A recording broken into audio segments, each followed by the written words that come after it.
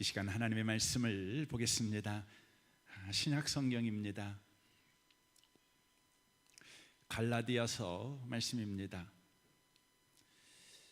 제가 가지고 있는 성경으로는 308페이지에 있습니다. 신약 성경 308페이지 갈라디아서 5장입니다. 갈라디아서 5장입니다. 13절에서 15절까지 말씀을 보겠습니다.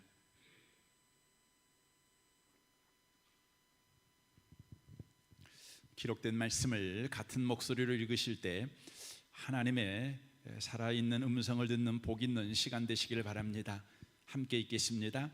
형제들아, 너희가 자유를 위하여 부르심을 입었으나 그러나 그 자유로 육체의 기회를 삼지 말고 오직 사랑으로 서로 종노릇하라. 온 율법은 내 이웃 사랑하기를 내 자신같이 하라 하신 한 말씀에서 이루어졌나니 만일 서로 물고 먹으면 피차 멸망할까 조심하라. 아멘. 온라인으로 또 현장에서 함께 예배드리는 모든 분들 가운데 이 말씀의 축복이 함께 하시기를 주님의 이름으로 축원합니다. 읽은 이 말씀에 의지해서 그 자유의 목적을 잃어버리지 말라라는 제목으로 하나님의 말씀을 전하겠습니다.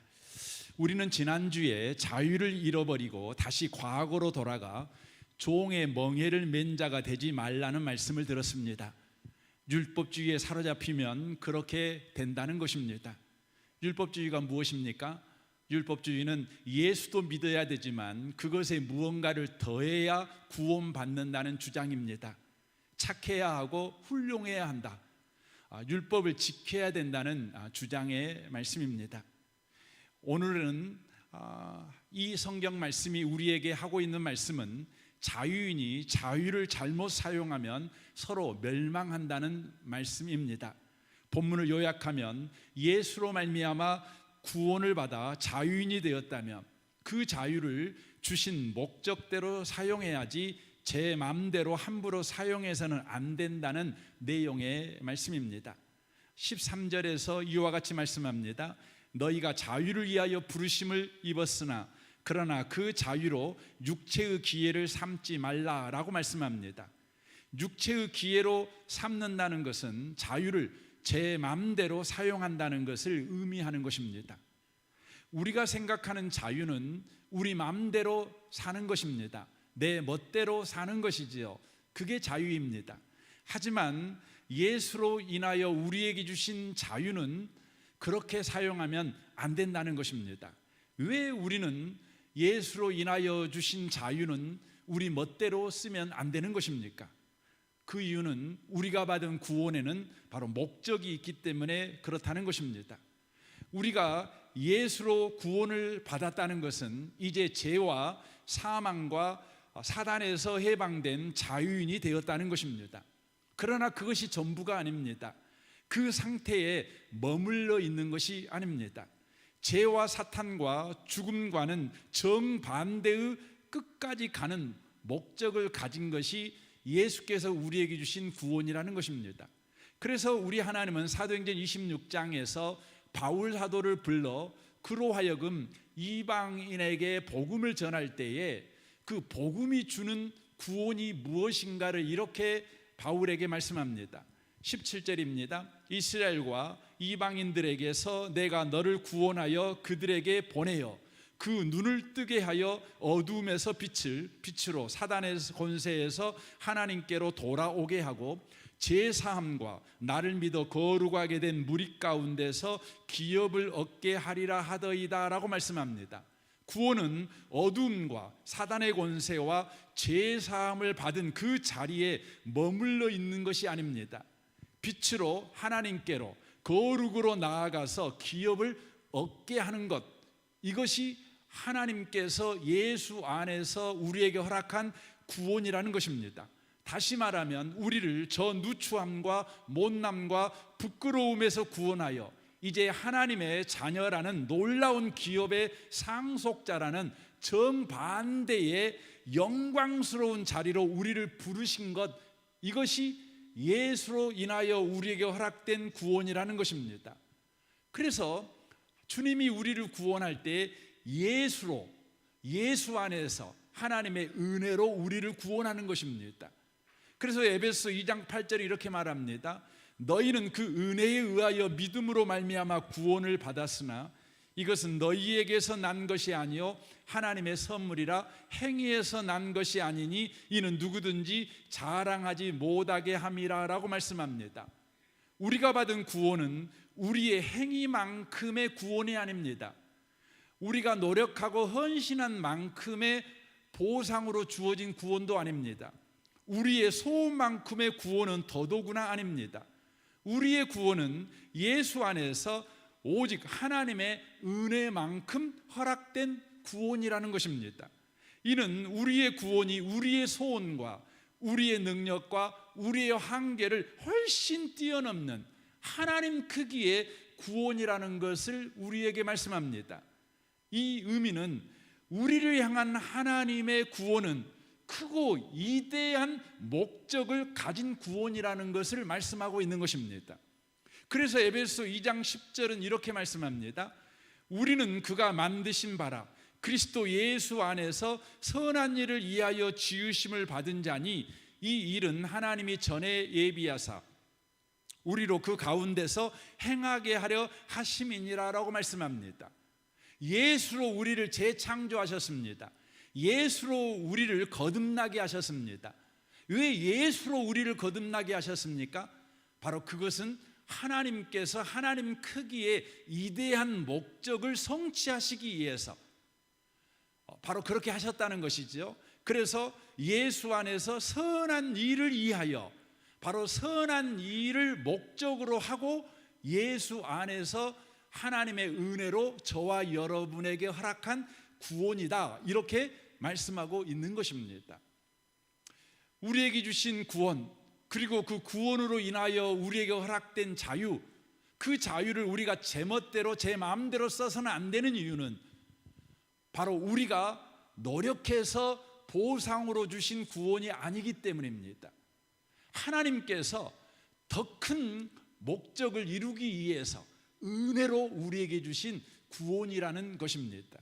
그럼 우리를 향한 하나님의 구원 목적은 무엇입니까? 이것을 보여주는 것이 여러분 율법입니다. 출애굽기 19장은 하나님께서 율법을 처음으로 주셨던 역사적 사건을 기록해 놓은 성경입니다. 하나님께서 애굽에서 종된 이스라엘을 구원하여 자유인으로 삼으셨습니다. 그리고 나서 그들을 데리고 시내산에 오십니다. 그리고 그 시내산에서 율법의 말씀을 주십니다. 그 율법의 말씀을 주시기 전에 왜 율법의 말씀을 주시는지 그 이유와 목적을 말씀하는 것이 출애굽기 19장입니다. 우리가 여기서 기억해야 되는 것은 이 율법의 말씀을 듣는 사람들은 이미 구원을 받은 사람들이라는 것입니다. 이것은 율법을 주신 이유가 구원을 얻는 방법으로 주신 것이 아니라는 것입니다. 구원은 오직 예수님 한 분만으로 충분합니다. 그래서 베드로는 사도행전 4장 12절에서 이렇게 말씀합니다. 새 번역 성경으로 보겠습니다. 이 예수밖에는 다른 아무에게도 구원은 없습니다. 사람들에게 주신 이름 가운데 우리가 의지하여 구원을 얻어야 할 이름은 하늘 아래에 이 이름밖에 다른 이름이 없습니다라고 선언하고 있습니다. 그러므로 구원이 필요한 사람에겐 율법이 효력이 없습니다. 율법이 쓸데가 없습니다. 다만 예수님이면 충분한 것입니다. 그러나 이미 구원을 받은 사람에게 우리 하나님이 율법을 주셨습니다. 그 이유는 무엇일까요? 오늘날에도 한 국가의 정체성이 그 나라의 헌법에 명시되어져 있습니다. 이와 같이 하나님 나라의 시민이 된 그들에게 그들의 정체성을 알려주시기 위해서 바로 오늘날의 헌법에 해당되는 율법을 주신 것입니다. 그러므로 율법이라고 하는 것은 바로 예수로 구원을 받은 사람의 정체성, 하나님의 위대한 목적이 담겨져 있는 것이 율법이라는 것입니다. 여러분 정체성은 뭡니까? 정체성은 나는 누구인가? 나는 어떻게 살아야 하는가에 대한 대답이 정체성인 것이지요. 하나님은 은혜로 구원한 이스라엘 백성이 어떤 정체성을 가지고 있는지를 바로 율법의 전문을 통하여 이렇게 말씀합니다. 출애굽기 19장 5절입니다. 세계가 다 내게 속하였나니 너희가 내 말을 잘 듣고 내 언약을 지키면 너희는 모든 민족 중에서 내 소유가 되겠고 너희가 내게 대하여 제사장 나라가 되며 거룩한 백성이 되리라. 너는 이 말을 이스라엘 자손에게 전할지니라 라고 말씀합니다. 구원받은 하나님의 백성된 이스라엘을 향한 하나님의 이대한 목적은 무엇이냐면 하나님 없는 세상에 하나님이 누구이신가를 보여주는 하나님의 소유 제사장 나라 거룩한 백성을 만들어내는 것입니다. 그러므로 구원받은 하나님의 백성들은 하나님 없는 세상 속에 들어가 하나님의 소유된 인생을 살아야 되는 것이죠. 제사장 나라임을 보여줘야 되는 것이죠. 거룩한 민족이라는 걸 보여줘야 합니다. 여러분, 저와 여러분은 예수를 믿자 말자 하나님의 소유입니다. 여기서 하나님의 소유라는 의미는 보물이라는 의미입니다. 곧 하나님의 자녀라는 의미지요. 더 나아가 저와 여러분은 예수를 믿자 말자 여러분이 원하든 원하지 않든 인정하든 인정하지 않든 제사장 나라가 되었습니다. 또한 거룩한 백성이 되었습니다. 우리는 그렇게 된 것입니다. 우리의 신분이 그렇게 된 것입니다. 그런데 우리는 세상 속에 살아야 합니다. 세상 속에서도 믿지 않는 자들이 하나님이 없다고 말하는 자들, 하나님을 보지 못하는 자들에게 바로 하나님을 보여줘야 합니다. 어떻게 해요? 바로 우리가 하나님의 소유이고 제사장 나라고 거룩한 백성으로 살아서 그렇게 보여줘야 된다는 것이죠. 그럼 어떻게 해야 그것이 보여집니까? 다시 한번 출애굽기 19장 5절을 보겠습니다. 세계가 다 내게 속하였나니 너희가 내 말을 잘 듣고 내 언약을 지키면 너희는 모든 민족 중에서 내 소유가 되겠고 라고 말씀합니다. 주님의 말씀을 잘 듣고 내 언약을 지키면, 한마디로 말하면 율법을 지키며 살면 바로 하나님 없는 세상에서 하나님이 누구이신지를 보여주는 하나님의 소유된 인생, 제사장 나라된 인생, 거룩한 백성의 삶을 살아내게 된다. 이렇게 성경이 말씀하고 있다고 하는 것입니다. 그때 우리는 이런 질문을 하게 되지요. 이 신구약 성경에 얼마나 많은 율법이 기록되어 있습니까? 하나님의 말씀이 기록되어 있습니까? 그러면 이 말씀을 다 지켜야 된다는 의미의 말씀입니까? 이런 질문이 우리 가운데 듭니다. 그냥 숨이 턱 막혀서 우리가 이런 질문을 할 수밖에 없는 것 아니겠습니까? 이 질문에 대한 대답이 오늘 본문 14절의 대답입니다. 14절을 보십시오. 온 율법은 내 이웃 사랑하기를 내 자신같이 하라 하신 한 말씀에서 이루어졌나니 라고 말씀합니다. 저와 여러분이 예수를 믿었다, 구원받았다, 이것은 예수님 안에 들어가 인생을 살게 되었다는 의미입니다. 예수님이 누구십니까? 예수님은 이 신구약 성경의 모든 하나님의 말씀을 다 지키신 분이십니다. 이제 우리는 그분에게 속해져 있으니 우리도 율법의 모든 말씀을 지킨 사람이 되는 것입니다. 다만 우리 주님께서 내 이웃을 사랑해라라는 이 말씀을 지키며 살게 될 때 네가 예수 안에 속했다는 것이 바로 확인된다, 이렇게 말씀하고 있는 것입니다. 이것을 로마서 13장 8절에도 이렇게 말씀합니다. 피차 사랑의 빛 외에는 아무에게든지 아무 빛도 지지 말라. 남을 사랑하는 자는 율법을 다 이루었느니라 라고 말씀하고 있습니다. 예수가 구원 율법을 다 이루셔서 우리의 주가 되셨습니다.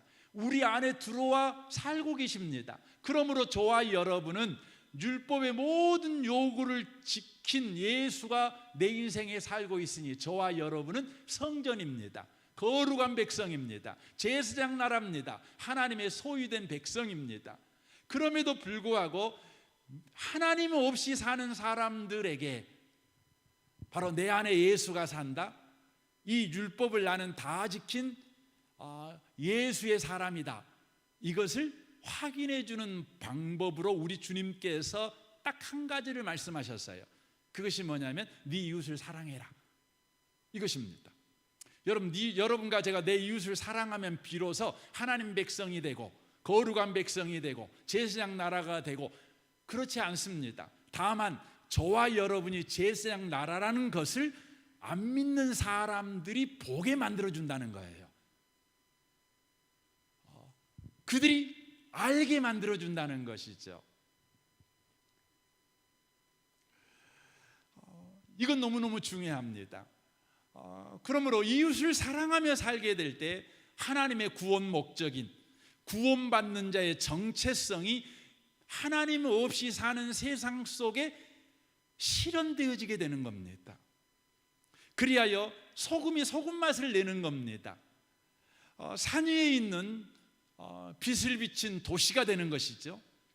그러나 이웃 사랑하는 일을 하지 않으면 구원받은 자의 정체성이 드러나지 않습니다. 세상 속에서 소금 맛을 잃은 소금처럼 되어버립니다. 통 속에 감추인 빛처럼 되어버린다는 것입니다. 우리는 기억해야 합니다.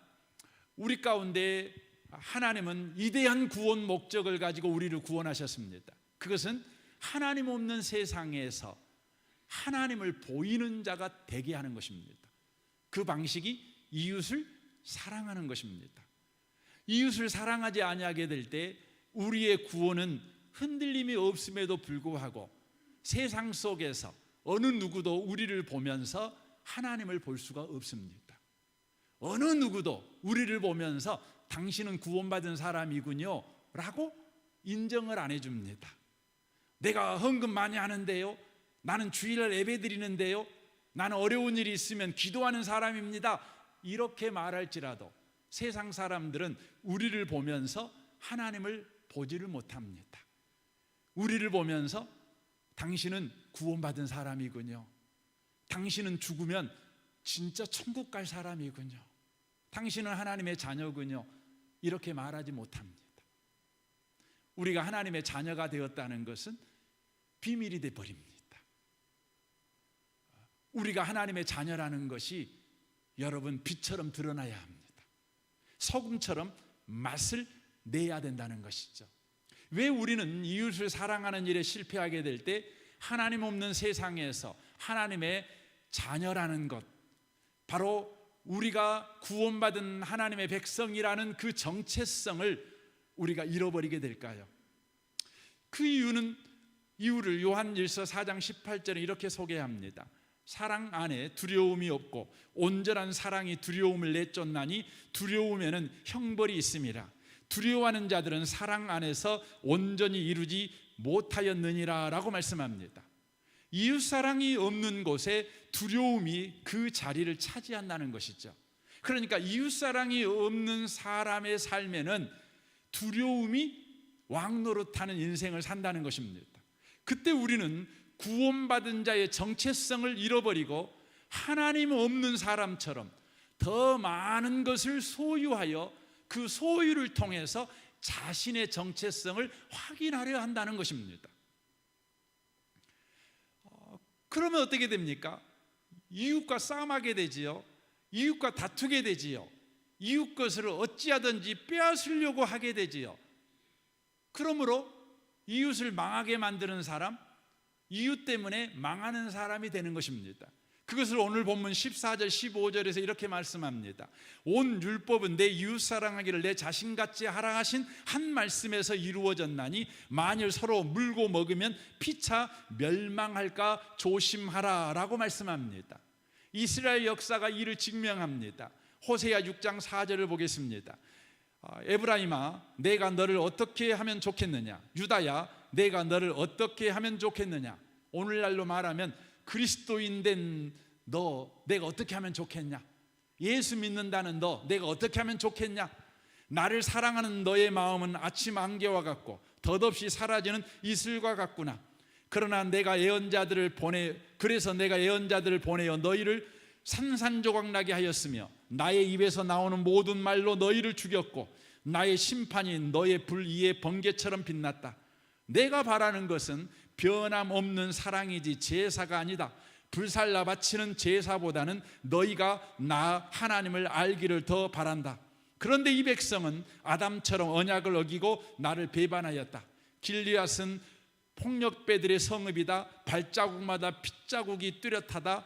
강도떼가 숨어서 사람을 기다리듯 제사장 무리가 세겜으로 가는 길목에 숨었다가 사람들을 살해하니 참아 못할 죄를 지었다라고 말씀합니다. 하나님의 백성된 이스라엘이 사랑을 잃어버리니까 그들이 폭력배가 되어버렸습니다. 강도떼가 되어버렸습니다. 그들이 살인자가 되어버렸습니다. 오늘 성경에 보면 살인자가 된 사람의 직업을 소개하는데 제사장 무리라고 소개하고 있습니다. 오늘날로 말하면 목사라고 말씀드릴 수 있죠. 목사가 살인자가 되어버렸다는 것이죠. 교회를 열심히 다니는 소위 직분자가 폭력배가 되어버리고 강도떼가 되어버렸다는 것입니다. 왜 그렇게 되어버린 것입니까? 사랑을 잃어버리니까. 사랑을 잃어버리니까 어떻게 됩니까? 자기 정체성을 확인하는 방법이 이웃의 것을 빼앗아 내 소유를 풍성하게 해서 바로 확인하는 방법밖에 없게 돼버리니까 폭력배가 될 수밖에 없는 거지요. 살인자가 될 수밖에 없는 것이죠. 나 이렇게 돈 많아, 나 이렇게 높은 자리에 올라갔어, 나 이렇게 인기 있어. 이 방법 외에는 예수 믿는 자의 정체성을 확인할 방법이 없는 거예요. 사랑하는 성도 여러분, 우리 은혜복음교회 성도 가운데는 그 어떤 분도 여러분이 가지고 있는 소유를 가지고 여러분의 정체성을 확인하려 하는 어리석은 분이 없기를 바랍니다. 여러분이 이웃 사랑을 하게 될 때 우리의 정체성은 확연하게 드러납니다. 믿는 자 사이 가운데서도 별처럼 빛나겠지만 믿지 않는 사람들 사이에서도 소금 맛을 내며 빛을 발하는 자가 된다는 것이지요. 그들은 분명하게 당신은 그리스도인입니다. 당신은 하나님의 사람입니다. 당신은 하나님이 함께하는 사람이요 하나님이 책임져주는 인생을 살고 있는 사람입니다라고 믿지 않는 자들의 입을 통해 우리의 정체성이 분명하게 확인되게 될 것입니다. 우리는 이웃을 사랑해야 합니다. 그런데 우리에게는 심각한 문제가 있죠. 우리는 이웃을 사랑하고자 하는 열렬한 소원은 있습니다. 그러나 이웃을 사랑할 만한 실력이 없습니다. 그래서 우리는 이웃을 사랑하는 일에 늘 실패하는 사람이죠. 실패하는 사람이죠. 그럼 이제 우리는 어떻게 이웃을 사랑해야 하는 것입니까? 아니, 어떻게 우리는 이웃을 사랑할 수 있는 것입니까? 이 부분을 해결하려면 가장 먼저 우리가 해야 될 일이 있습니다. 그것은 우리는 이웃을 사랑할 줄 모르는 사람이라는 것을 인정해야 합니다. 이웃을 사랑하지 못하는 것을 회개하라는 말이 아닙니다. 우리는 이웃을 사랑하지 못할 때마다 회개합니다. 아이고, 하나님 잘못했어요, 다음에는 잘할게요 라고 말합니다. 여러분, 예수 믿는 사람은 그렇게 회개하지 않습니다. 예수 믿는 사람의 회개는 어떤 식이냐면, 주님, 제가 이웃을 사랑하는 일에 실패했습니다. 이걸 보니 내게는 이웃을 사랑할 실력이 없다는 것을 내가 확인하게 되었습니다. 이걸 고백하는 것입니다. 제가 오늘 일부 때 어느 집사님이 기도를 하시는데 제가 참으로 합당한 회개 기도를 들었습니다. 주님, 제가 이번 주에 하나님 말씀대로 살아보려고 무지혜를 썼는데 실패했습니다. 이로 인하여서 내 스스로 하나님 말씀을 지킬 수 없다는 걸 확인했습니다. 다만 주님만 내게 은혜 베풀어야 가능한다는 걸 알게 되었습니다. 이 기도를 하시더라고요. 가장 여러분 옳은 회개입니다. 여러분과 제가 어떻게 이웃을 사랑할 수 있습니까? 나는 이웃을 사랑할 실력이 없습니다. 나는 이웃을 사랑할 수가 없습니다. 그래서 내가 이웃을 사랑하려고 애쓰면 애쓸수록 상처를 주고받는 것밖에 할 수가 없습니다. 그래서 우리가 만들어낸 사랑의 방식은 언제나 적당한 거리를 두는 사랑밖에 할 수가 없습니다.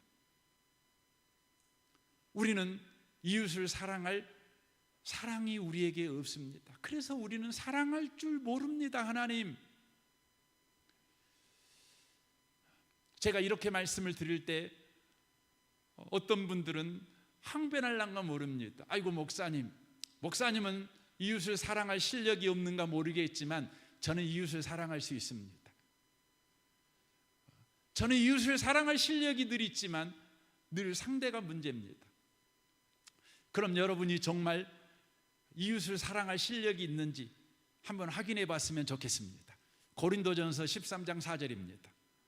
사랑은 오래 참고, 사랑은 온유하며, 시기하지 아니하며, 사랑은 자랑하지 아니하며, 교만하지 아니하며, 무례히 행하지 아니하며, 자기의 유익을 구하지 아니하며, 성내지 아니하며, 악한 것을 생각하지 아니하며, 불의를 기뻐하지 아니하며, 진리와 함께 기뻐하고, 모든 것을 참으며, 모든 것을 믿으며, 모든 것을 바라며, 모든 것을 견디느니라. 여러분, 이것이 이웃사랑입니다. 이 사랑은 하나님의 사랑입니다. 사랑의 본질은 상대의 유익을 구하는 것이 아니라 무조건 사랑하는 것입니다. 우리에게는 이 사랑이 있을까요? 없습니다. 우리에게 있는 사랑은 우리의 유익을 구하는 사랑밖에 없습니다. 우리는 조건적입니다. 인간의 사랑밖에 없습니다. 그래서 하나님의 사랑에 관한 예수님의 물음에 우리는 베드로처럼, 주님, 우리는 조건을 따지는 인간적인 사랑밖에 할 줄 모릅니다라고 고백할 뿐입니다. 요한복음 21장 17절입니다. 세 번째 이르되 요한의 아들 시몬아, 네가 나를 사랑하느냐 하시니, 주께서 세 번째 네가 나를 사랑하느냐 하심으로 베드로가 근심하여 이르되 주님, 모든 것을 아시오매 내가 주님을 사랑하는 줄 주님께서 아시나이다. 우리 성경에는 다 사랑으로 번역되어 있지만 여기에 나오는 주님이 말하는 사랑과 베드로가 말하는 사랑은 다른 언어입니다. 주님이 말하는 사랑은 아가페, 곧 하나님의 사랑. 네가 나를 하나님의 사랑으로 사랑하느냐? 라고 질문합니다. 그때 베드로가 말합니다. 주님을 내가 하나님의 사랑으로는 사랑할 수 없고 다만 인간의 사랑으로 사랑할 줄밖에 모른다는 거 아시지 않습니까? 저와 여러분이 인정해야 합니다. 우리에게는 하나님의 사랑이 없습니다. 우리에게는 인간의 사랑밖에 없습니다. 우리에게는 상대의 유익을 구하는 사랑이 없습니다. 내 유익을 구하는 사랑밖에 없습니다. 우리에게는 무조건적인 사랑이 없습니다. 조건적인 사랑밖에 없습니다. 그럼 우리는 어떻게 해야 되는 것입니까? 요한일서 4장 8절은 이렇게 말씀합니다. 사랑하지 아니한 자는 하나님을 알지 못하나니 이는 하나님은 사랑이심이라라고 말씀합니다. 하나님의 사랑은 하나님께만 있답니다. 그러므로 하나님의 사랑을 하기를 원한다면 하나님을 알아야 한다라고 성경이 말씀합니다. 하나님을 알아야 된대요. 어떻게 하나님을 알까요? 9절을 보십시오. 하나님의 사랑이 우리에게 이렇게 나타난 바 되었으니 하나님이 자기의 독생자를 세상에 보내심은 그로 말미암아 우리를 살리려 하심이라. 사랑은 여기 있으니 우리가 하나님을 사랑한 것이 아니요 하나님이 우리를 사랑하사 우리 죄를 속하기 위하여 화목제물로 그 아들을 보내셨음이니라라고 말씀합니다. 하나님의 사랑은 하나님께 속하였으니 하나님을 알아야 되는데 영이신 하나님을 우리가 알 수가 없습니다. 그런데 감사하고 감사한 것은 영이신 하나님이 우리에게 나타나셨습니다.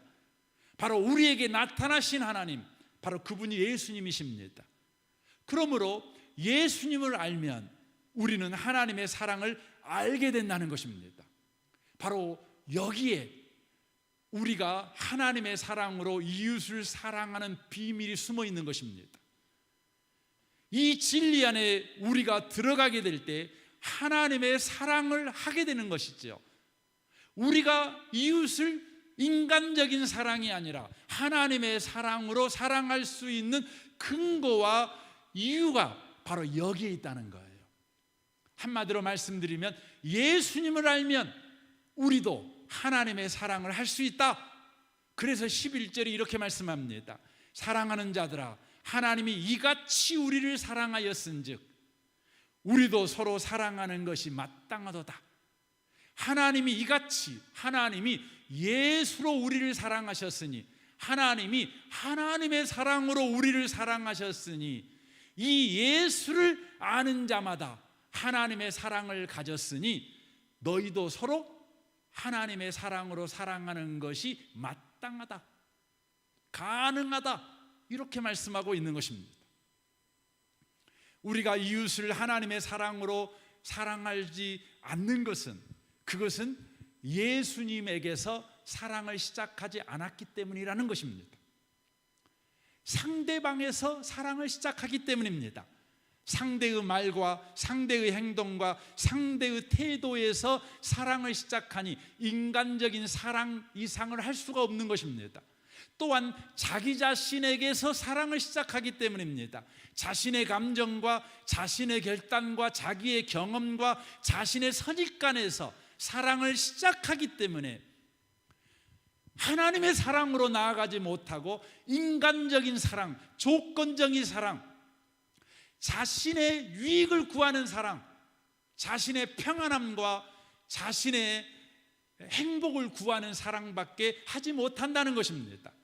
상대에서 시작하는 사랑, 내 자신에게서 살아가는 시장은 다 실패할 수밖에 없다는 것입니다. 오직 예수님에게서 시작해야 한다는 것입니다. 그때 우리는 하나님의 사랑을 알게 됩니다. 그리고 그 하나님의 사랑을 할 수 있는 자가 된다는 것입니다. 그러므로 우리는 매 순간, 그리고 한순간도 예수에게서 사랑을 시작하는 것을 놓치면 안 되는 것입니다. 이것을 놓치는 그 순간 우리는 하나님의 사랑을 잃어버리고 인간적인 사랑을 할 수밖에 없습니다. 그러므로 우리는 언제나 예수님에게서 사랑을 다시 시작해야 된다는 것입니다. 그러므로 우리가 인간적인 사랑밖에 하지 못하는, 그리하여 사랑하면 할수록 상처 주고 상처받고, 사랑하면 할수록 우리 가운데 더 이상 사랑하며 안 살아야지, 저 사람과 거리를 두고 사는 게 상책이야, 사람하고는 어찌든지 간에 거리를 두는 게 지혜로운 거야 라는 결론을 여러분과 제가 얻고 살아갈 뿐이라는 것입니다. 이 결론에서 저와 여러분이 초월하여 하나님의 사랑으로 나아가려면 우리가 인간적인 사랑을 할 때에 자신의 노력이나 결심이나 의지나 능력이나 헌신을 확인하기보다 나에게 예수님은 누구신가? 나에게 예수님은 누구신가? 예수님의 죽으심과 예수님의 부활은 내 인생에 어떤 은혜를 끼쳤는가? 예수님의 죽음과 예수님의 부활은 저 사람에게 지금 어떤 역사를 행하셨는가? 이것을 한 번 더 깊이 생각할 때 우리는 하나님의 사랑을 실천하는 놀라운 사람이 될 수 있다는 것입니다. 나는 왜 이렇게 사랑할 수 없는가? 나는 왜 이렇게 의지가 없는가? 나는 왜 이렇게 감정적이고 제멋대로인가? 하고 자기 자신을 잡지 말라는 거예요. 자기 자신을 코너에 몰지 말라는 거예요. 후회하지 말라는 거예요. 다만 예수님을 생각하라는 거예요. 예수님이 내일 나를 위해 십자가에 죽었는데, 그리고 부활하셨는데 그게 무슨 의미인가? 어떤 은혜인가? 예수를 또 생각하고, 예수를 또 생각하고, 그리고 예수에게서 시작하는 것입니다. 모든 사랑의 싸움은 믿음의 싸움입니다. 믿음의 싸움은 예수를 얼마나 붙드냐의 싸움입니다. 그래서 갈라디아 5장 6절에 이렇게 말씀합니다. 그리스도 예수 안에서는 할례나 무할례나 효력이 없을 때 사랑으로서 역사하는 믿음뿐이니라 라고 말씀합니다. 믿음이 있다 할지라도 그 믿음이 사랑으로 가지 않으면 예수를 믿는 믿음이 아니다 라는 의미의 말씀입니다. 이는 사랑을 할 수 없다는 것은 예수를 믿는 믿음이 없다라는 의미의 말이다라는 성경의 여러분 말씀입니다. 예수를 우리가 믿어야 합니다. 예수님이 다 하셨지만 우리는 끝까지 예수를 안 믿습니다. 따지고 보면 처음은 예수를 믿는 것 같습니다. 하지만 정말 끝까지는 예수 안 믿습니다. 저와 여러분이 하나님의 사랑으로 이웃을 사랑하는 자가 되려면 다시 예수께로 돌아가야 합니다. 다시 예수를 믿어야 합니다. 다시 예수를 붙잡아야 합니다. 매 순간 붙잡아야 합니다. 어떤 순간에도 붙잡아야 합니다. 아내를 사랑하기 시작할 때 아내의 말과 아내의 행실을 보고 사랑을 시작하면 여러분과 저는 끝내 사랑에 실패합니다. 아내를 사랑하기 시작할 때 아내 보고 사랑을 시작하지 말고 예수 보고 사랑을 시작하셔야 합니다. 남편을 사랑하기 시작할 때 남편의 행실을 보고 사랑을 시작하는 것이 아니라 예수를 보고 사랑을 시작해야 된다는 것입니다. 우리는 이 갈라디아서를 읽을 때마다 깜짝 놀랍니다. 이 갈라디아 지역은 무자비한 컬투족의 땅이라고 말씀을 드렸습니다. 컬투족들은 무자비합니다.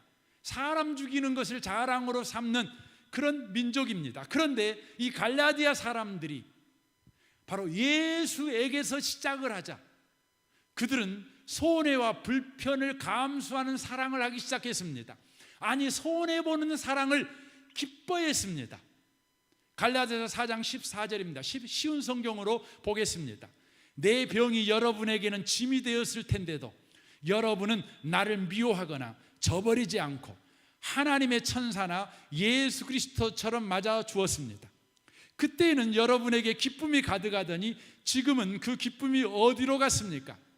지금 기억하기로 그때에는 여러분이 할 수만 있다면 여러분의 눈이라도 빼어줄 정도였습니다라고 말합니다.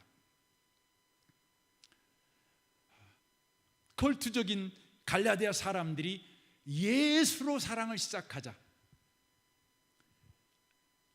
죽을병에 걸린 바울을 수종드는 것이 짐이 아니라 기쁨이었습니다. 그러나 그들이 예수를 떠나 자기 자신에게서 시작을 할 때 그들은 무서운 사람으로 변해버렸습니다. 바울을 원수처럼 대하기 시작했습니다. 문제는 갈라디아 사람들이 변덕스러운 성격을 가졌거나 상처받은 경험이 있거나 어려운 생활 속에서 그들이 지금 허우적거리고 있기 때문에 이런 태도를 보인 것이 아닙니다. 예수에게서 시작하지 않았기 때문입니다. 자기에게서부터 시작했기 때문에 그렇습니다. 사랑하는 성도 여러분, 예수 믿는 사람의 정체성, 세상의 소금과 세상의 빛으로서 예수 없는 인생을 사는 자들에게, 하나님 없이 인생을 사는 자들에게 하나님을 보이는 인생을 살아가는 방식은 바로 예수로 시작할 때 이웃을 사랑함으로 그렇게 된다는 것입니다. 이 아침에 오신 복 있는 성도 여러분, 예수로 시작하시기 바랍니다. 사도 바울이 이런 고백을 합니다. 고린도서 5장 14절입니다. 그리스도의 사랑이 우리를 강건하시도다. 우리가 생각하건대 한 사람이 모든 사람을 대신하여 죽었은즉 모든 사람이 죽은 것이라. 그가 모든 사람을 대신하여 죽으심은 살아있는 자들로 하여금 다시는 그들 자신을 위하여 살지 않고 오직 그들을 대신하여 죽었다가 다시 살아나신 이를 위하여 살게 하려 함이라. 그러므로 우리가 이제부터 어떤 사람도 육신을 따라 알지 아니하노라. 비록 우리가 그리스도도 육신을 따라 알았으나 이제부터는 그같이 알지 아니하노라. 바울이 예수 믿기 전에 그가 사울이었습니다. 사울이었던 그는 하나님을 잘 믿은 사람이었습니다. 그런데 하나님을 잘 믿는 그 시작점이 어디였냐면 자기 자신이었습니다. 자기 자신이 근거가 되어 하나님을 믿었습니다. 자기 자신을 근거로 해 예수를 바라봤습니다. 그랬더니 예수님이 이단인 것입니다. 예수님이 많은 사람을 넘어지게 하는 사이비 교주인 겁니다. 그래서 사울이 어떻게 했습니까? 예수님을 핍박합니다. 예수를 구주로 믿는 교회를 잔멸해 버리려고, 싹 잡아가지고 이 지구상에서 싹 죽여버리려고, 없애버리려고 그가 무서운 얼굴로 무서운 무기를 손에 들고 많은 군대를 일으켜 예수 믿는 사람들을 잡아 주겠습니다. 하나님을 대적한 사람입니다. 자기로 시작하자 그렇게 됐습니다. 그런데 이 사람이 예수로 인생을 시작합니다. 예수로 인생을 시작하니 이 사람이 어떻게 되었어요? 어떤 사람도 하찮게 보지 않았습니다.